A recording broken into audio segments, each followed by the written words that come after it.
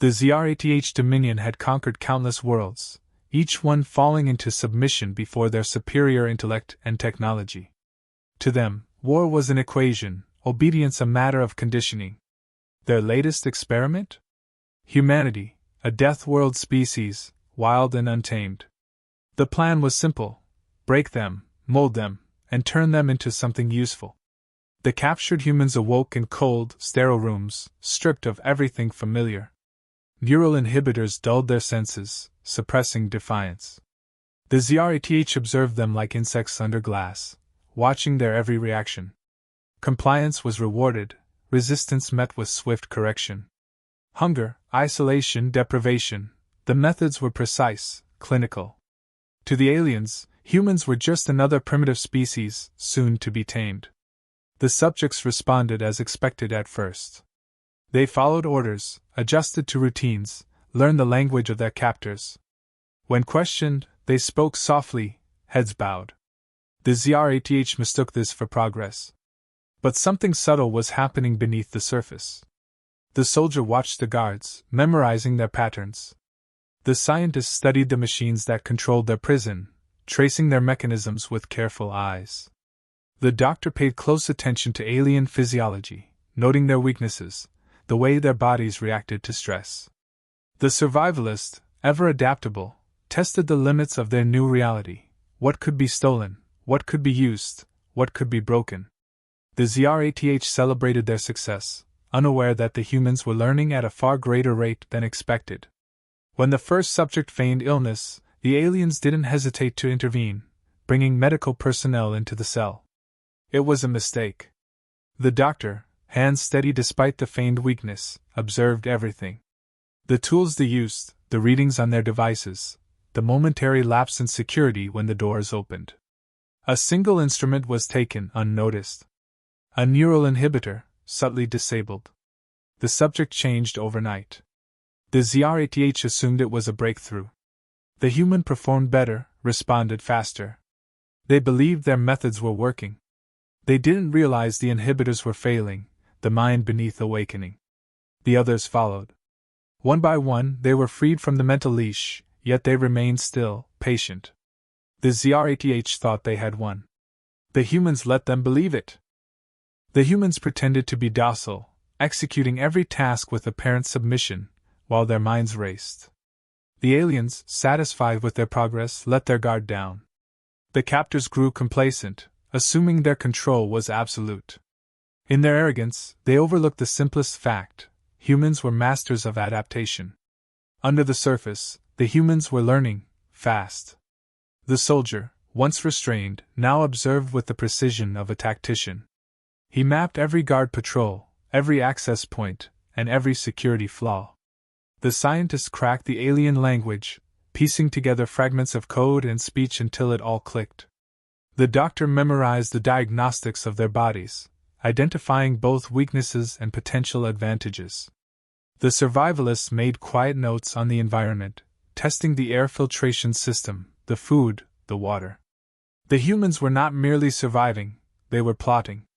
The ZRATH believed their methods were working. They watched the humans as they performed routine tasks, believing the prisoners were now thoroughly tamed. They were wrong. Each small test, each challenge, was a lesson learned, a weakness found. The humans began to manipulate their surroundings subtly, tweaking security protocols, disabling their neural inhibitors at key moments, testing how far they could push the system without triggering alarm. The first test came when the humans were ordered to participate in a series of simulations designed to break their spirits. Instead, they used the simulations as practice, memorizing every detail, exploiting every flaw. A malfunction in the simulation, carefully orchestrated, allowed the humans to break free of their restraints. They waited for the perfect moment, watching the guards grow lazy in their overconfidence. Then, a subtle shift occurred.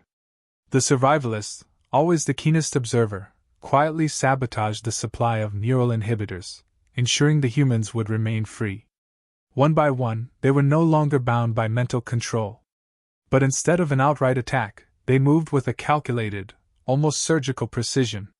Each action was measured, each move intentional. They had no intention of simply escaping. They were preparing for war. The humans moved swiftly once the inhibitors failed.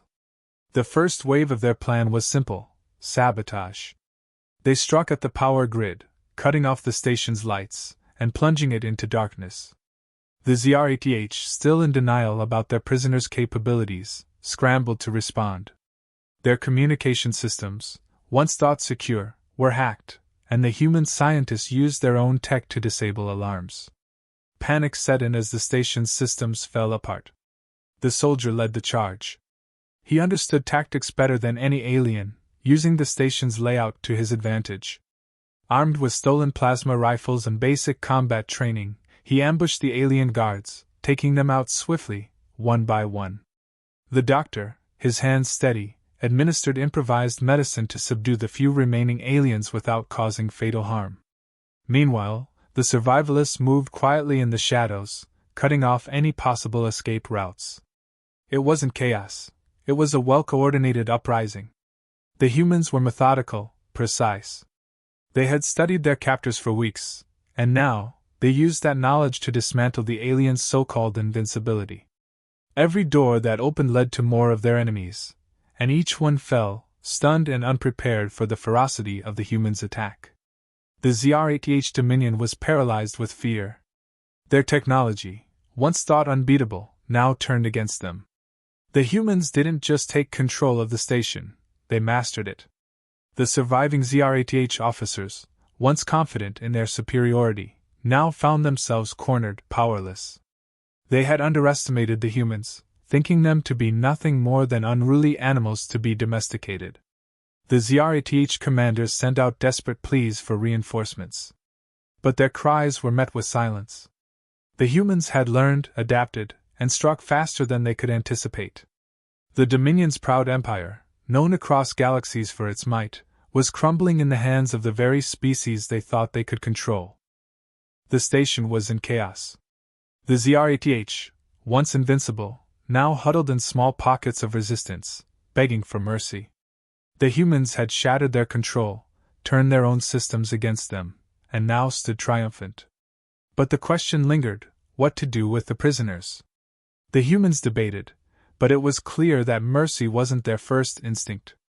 They had been wronged, and the ZRATH had paid the price for their arrogance. As the last of the ZRATH officers knelt, the soldier stepped forward, his eyes cold, calculating. He knew the temptation to wipe them out was strong, too strong. But the survivalist, ever pragmatic, spoke the truth: destroying them would be easy, but leaving them alive would send a message to the stars. The humans weren't just a force of nature, they were a warning.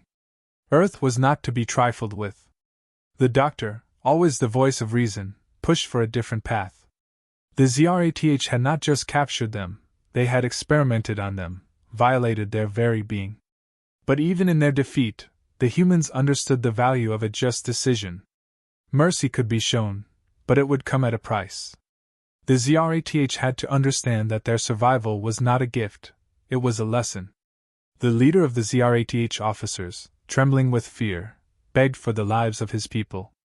He promised knowledge, technology, even the power to dominate other species in exchange for their survival. But the humans, having tasted power, were unmoved. The ZRATH had broken the unspoken rule of the universe: never underestimate a species that has survived a Deathworld. The humans took control of the station's communications. Across the galaxy, the ZRATH Dominion's allies received a simple message: Earth is no longer your prey. Remember this. When the humans finally left the station, they did so with the understanding that their victory was not just a battle won, it was a declaration. They were no longer the prey. They were the hunters. The ZRATH Dominion, once rulers of the stars, would never forget the day they thought they could tame Earth.